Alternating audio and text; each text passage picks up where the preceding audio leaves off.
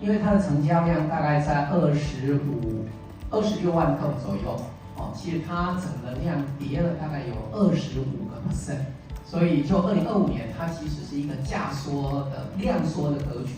但是价格的方面也因为各方面的原料的成本、人工的成本，或是你要处理那些废土的成本，它会有增加，所以因为成本增加的关系，其实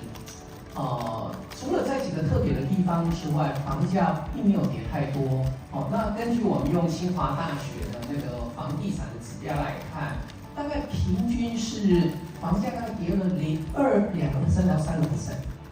那这也符合大概我们一般社会大众在买房子那个感觉，就价格还蛮硬的，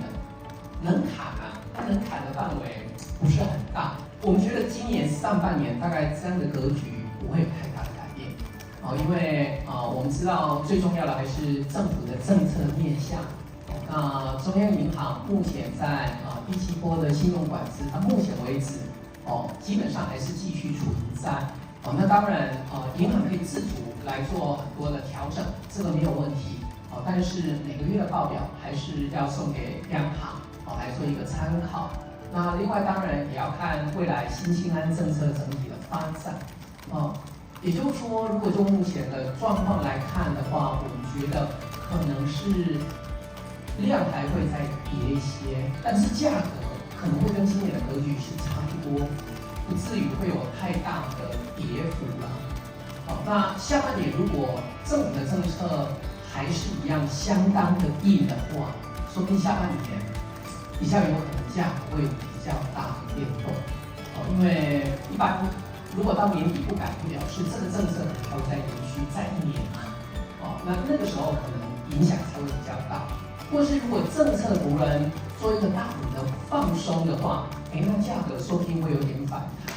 所以我觉得目前当然就是政策面是一个最大的影响，那政策面也会影响到银行的资金面的这个问题。那因为玉山目前在不动产的放款的集中率，还有我们72条，其实我们都是比市场的平均值低啦。也就是说，其实我们的裕度是比较大的，所以我们今年对房贷来看的话，